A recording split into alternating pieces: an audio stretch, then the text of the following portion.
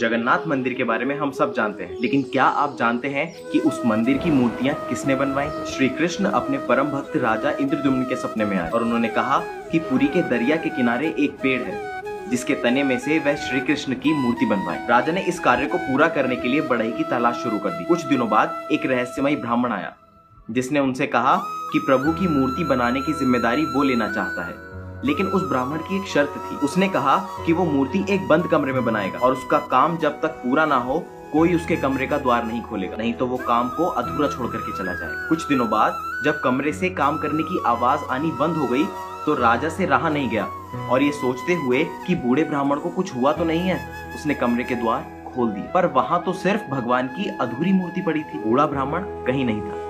तब राजा को यह आभास हुआ कि वो बूढ़ा ब्राह्मण और कोई नहीं बल्कि देवताओं का वास्तुकार विश्वकर्मा था। राजा को आघात हो गया क्योंकि मूर्ति के हाथ पैर नहीं थे।